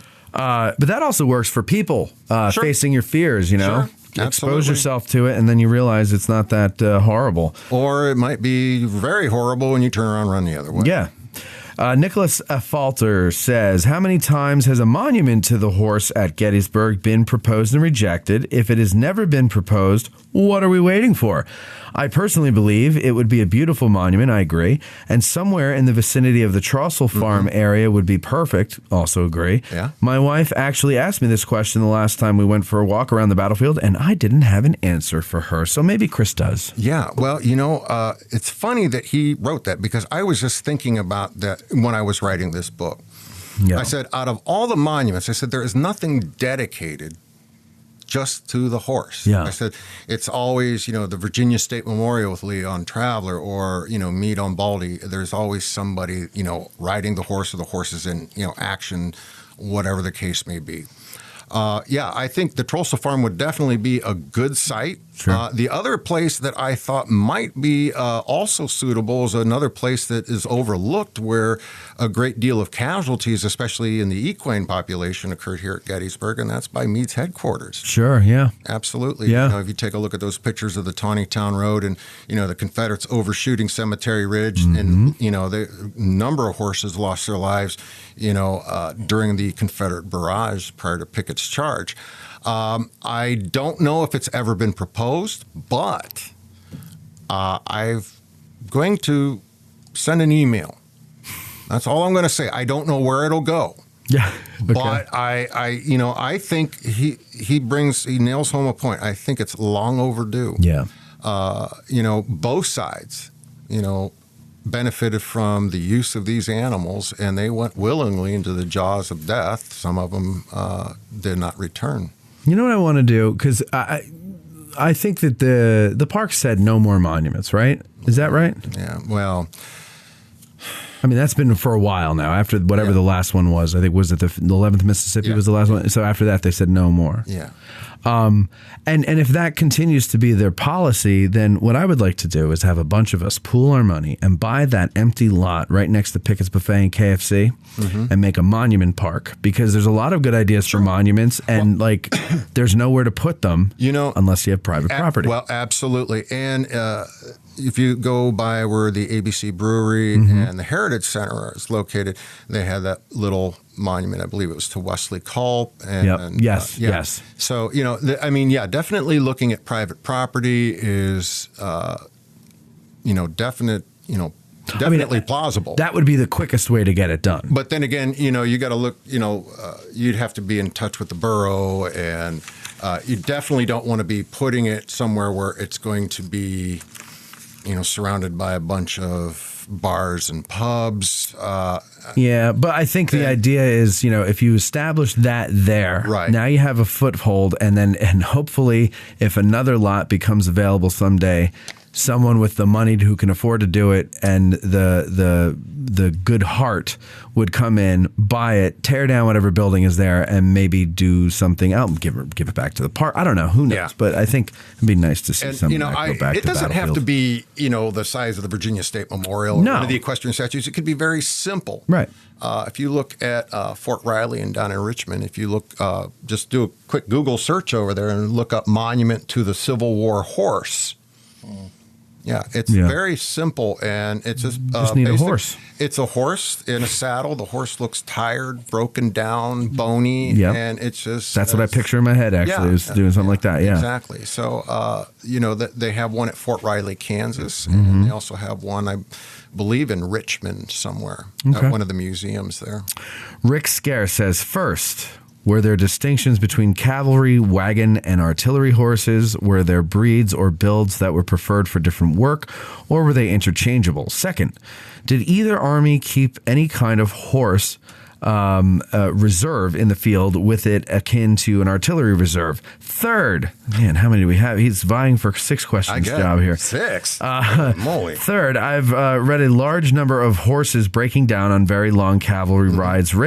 Were the horses left to die or recover? Were they shot? Do we have accounts of how this treatment of animals affected the troopers? So there's a lot of questions in there, and I'm sure a lot of them are answered in the book. Yeah. Rick, you might want to get a hold of the book, but give us a few short answers. Okay, so what was the first one again? I don't remember. First were the distinctions between cavalry, wagon, and artillery. Sure. All right, so here's a good example. And draft horses are, heavier, bigger horses. Right. Obviously, you want them pulling something like wagons or artillery. Horses that have a great deal of endurance, speed, you're looking at cavalry. And same for personal mounts and couriers. You're going to want something that's reliable, something that's fast. Then you bring in the mule.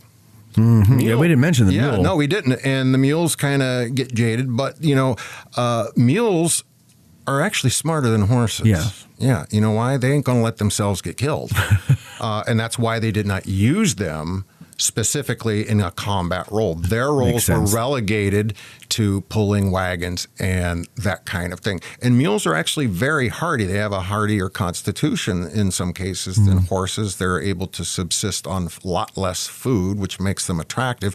But you get them around the fighting and stuff. And there was, John Billings in Hardtack and Coffee wrote that, when combat would ensue, sometimes these mules would throw themselves on the ground, get caught, tangled up in the harness just to get away from the fighting. Sure. And I would too. Yeah, and mules can be, a little feisty. Cantankerous? Yeah, there was one story in Billings Hardtack and Coffee, and I do believe I mentioned it in my book, where one of the mule drivers, one of the men that did one of the wagons, walked by a mule. The mule kicked him just out of the blue.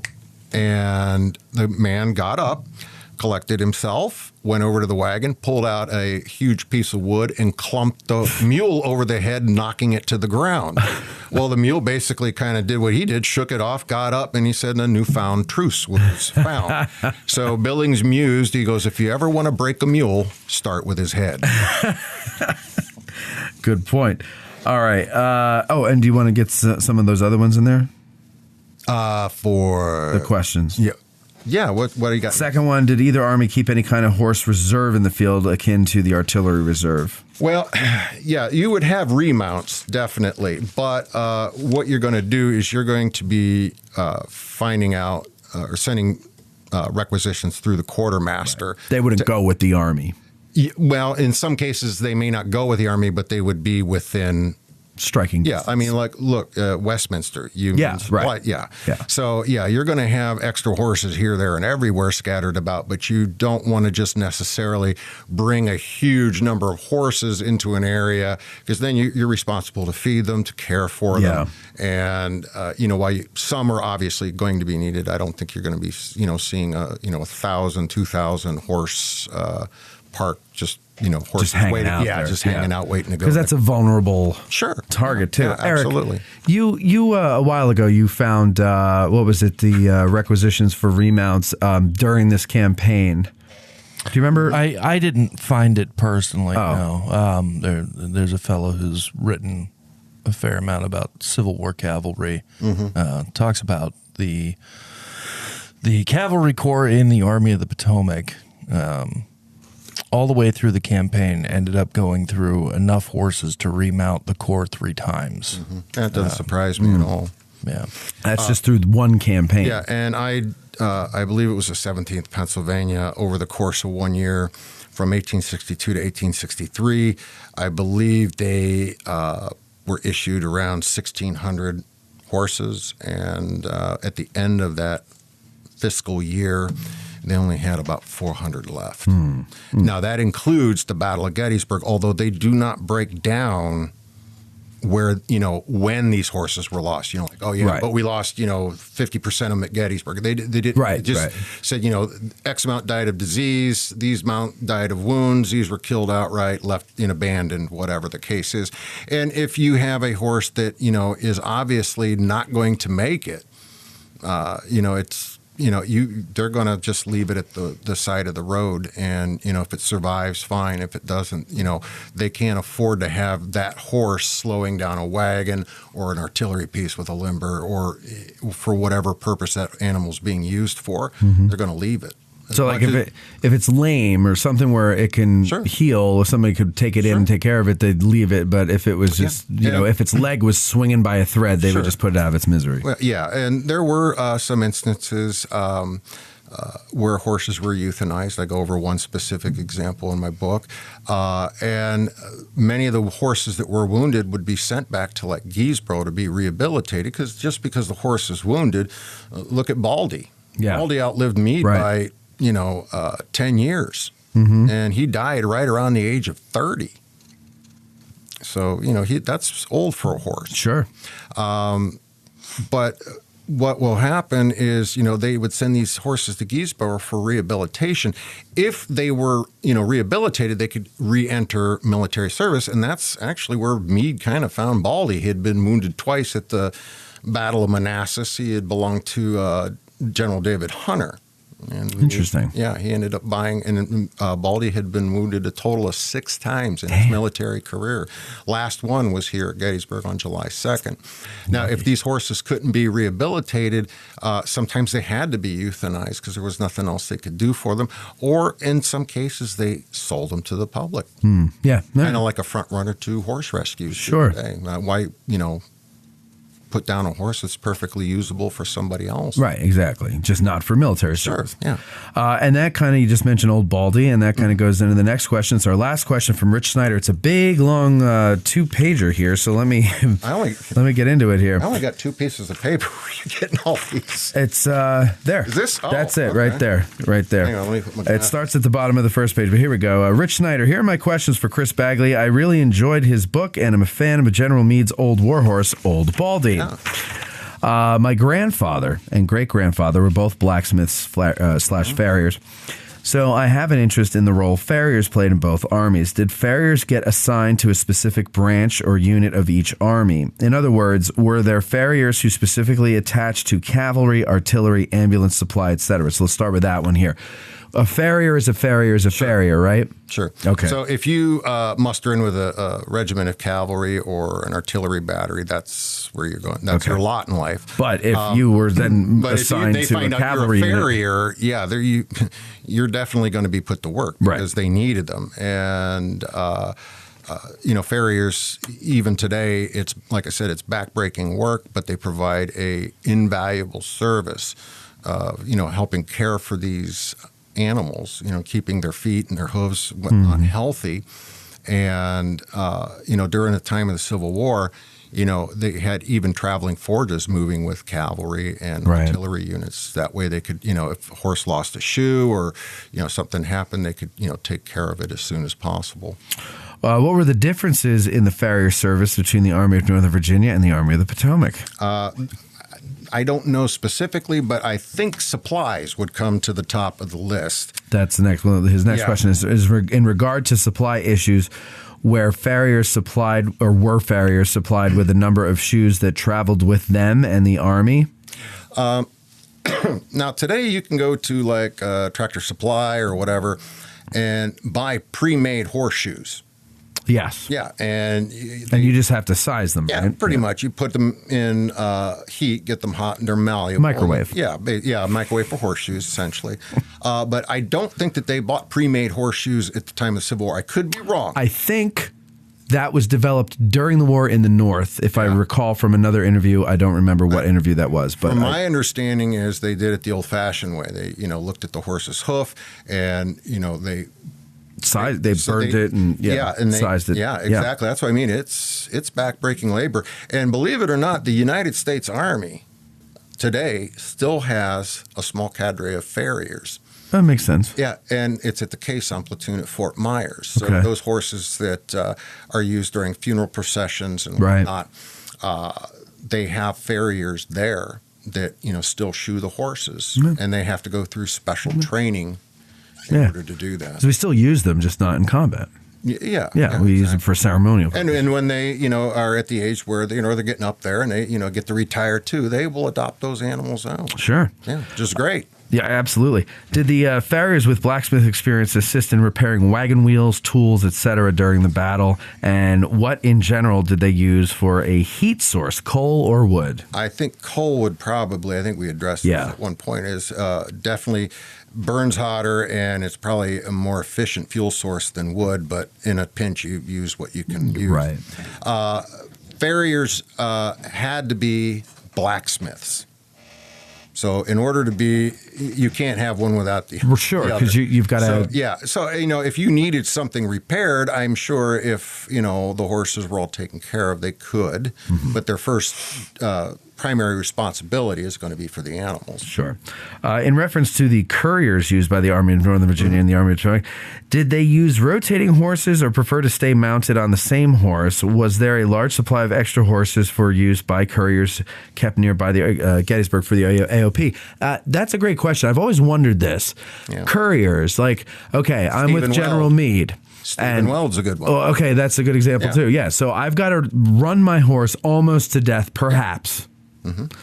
And I get to my location, and I deliver a message to General whoever, and then General whoever writes a message and sends it back with me. Does he, or does he send one of his guys? I got to go back to my guy. So as the events on July 1st unfold, Weld is sent to give information to General Meade regarding what is taking place at Gettysburg, and he was told to ride with all possible speed, even if it meant to kill his horse. Mm-hmm. And if that happened, he would just procure another one and continue his mission. Right. Now, luckily for him, the distance between here and Taneytown area is, I think it was about 14 miles. Something like that. So if he alternated the speed of the horse, if you galloped a horse, and even in the Kentucky Derby, it's the quickest 2.5 minutes in sports. Right. So those horses are, I think the top one was clocked at 37 miles an hour. It doesn't sound like real fast, but, you're on a horse, it is. So if you alternate the pace at which the horse is going, so say you gallop for a little bit and then drop down to a trot and then work up to a canter and then back down to a trot and then maybe gallop. The horse, it's just kind of like us, Sure. You can't sprint forever. Right. So, eventually you're going to either walk or, maybe jog, whatnot. And he was able to make it to Meade within an hour and 20 minutes, which told me he did not gallop the entire way. Now, whether his horse survived or not, I do not know. It doesn't really say that. But, many men would procure another horse. So, okay. Because, you can only ride a horse for so long. And, if that horse is, all lathered up, hot, bothered. Exactly. You're beating a dead horse. You're going to kill, so to speak. But I apologize. But no. So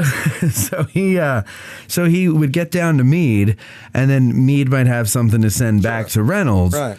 Yeah, does he get on his own? So that, let's say he procured another horse, because we don't know, like you said, but let's say he had to. His horse was all lathery. Does he ever get that horse back? Is that other horse saddled, or does he have to saddle the horse with his stuff? I would think that in instances I've seen, they usually pull a horse behind you with a saddle already on it, or maybe you have an aide or an orderly following closely behind, maybe not keeping your pace, but they'll have a couple horses already saddled and ready to go. So, okay, so that's interesting. So that's a lot. And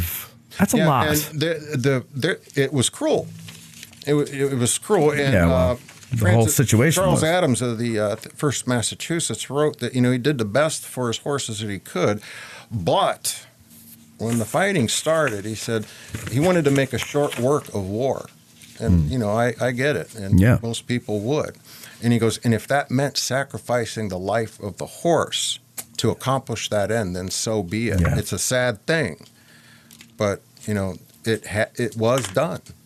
Yeah, and you have to. And when you look at it, it says, I was to ride even if it meant killing my own mount. Right. So in many cases, that's why even Meade said, he goes, I don't like to get attached to these animals because their lifespan is so short. Yeah. And, well, he bought Baldy, and Baldy, he outlived of course, he had 3 horses. Sure. He had Baldy, Blackie, and Gertie. He likes the E names. Yeah, well, yeah, and Gertie was actually his second favorite, and then there was Blackie. Okay. Yeah. All right. Well, so that's all the questions we have here. Okay. Where can people? I mean, you can get this book anywhere. I got this at the bookstore.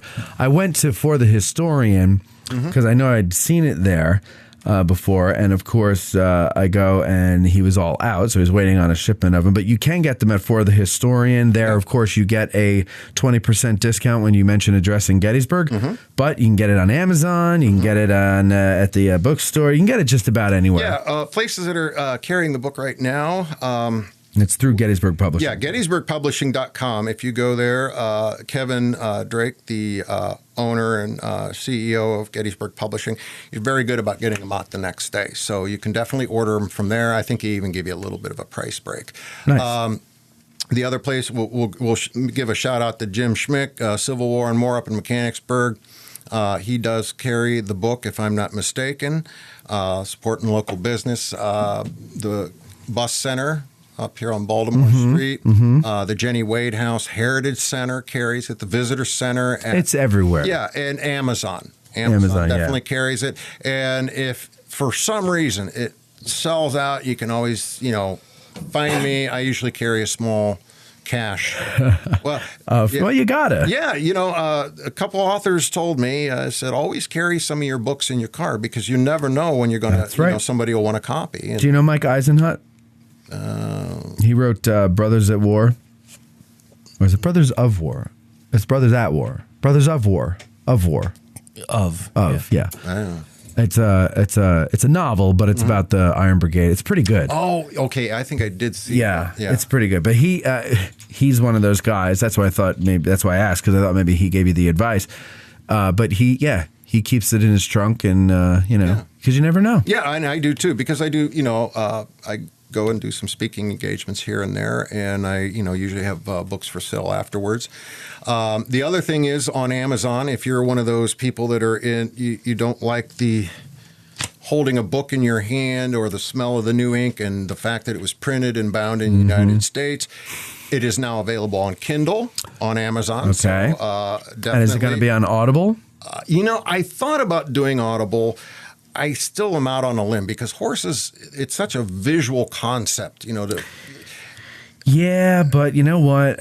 A lot of these books, so there's a lot of books that are visual and they're on Audible, and it's just the way everything is going. Yeah, people are so busy. Yeah, I thought about doing that as well. And I know a guy, one of our sponsors does Audible books. Oh, does he? Yeah, so you might want to talk to him. Mike Scott is his name. You have to give me a card, or I will put you. I'll give you send me an email address or something with that information, and I'll talk to Kevin because, that or maybe I'll narrate it. Oh, you could do that too. Yeah. Yeah, if you do the voice you did when we went to the break, that would be really good. Yeah, absolutely. You know, you just pick apart. Here's a good. Many a mishap occurred during training. Yes. Horses, like us, are interested in having their own personal space. That's right. Yeah. That's right. Just call me Casey Case. I'm Chris Bagley, and this is America's Top 40 horses. There you go. All right, so we're going to get going because once you get into Casey Kasem impressions, you know it's over. Yeah, it's done. It's what 5 works now. Yes, it is. 5 works indeed. Have a great one, Chris. Thank you very much for coming on. Having me. Good luck with the book. It's been a lot of fun, and it's kind of cool sitting in a studio here. Yeah, it's not bad, right? Yeah. All right, very good. I'm going to have you sign the Wall of Fame after this. All right, thank you, ladies and gentlemen, for watching and listening, and we will talk to you next time. Don't forget, go to patreon.com/Addressing Gettysburg and become a patron now so you can participate in these shows. Talk to you later. All right. Outstanding. Need a Corps badge or other insignia for your uniform? Then check out the Badge Maker. Here's what some of his satisfied customers had to say. Miranda said, I ordered an identification disc from Joe and it's fantastic. He hand-stamped it exactly as I wanted. Greg said, my unit has purchased from him in the past quality badges and good service. And Jerry S. says, the Badge Maker is the go-to place for accurate replica Civil War badges. So go to CivilWarCorpsBadges.com and attach a message with your order saying you heard about him on Addressing Gettysburg. Our hearts so stout have got us fame, forsooth 'tis known from whence we came. Wherever we go, they dread the name of Garryowen in glory. Instead of spa or drink down ale and pay the reckoning on the nail, no man forget shall go to jail from Garryowen in glory. Instead of spa or drink down ale and pay the reckoning on the nail, no man forget shall go to jail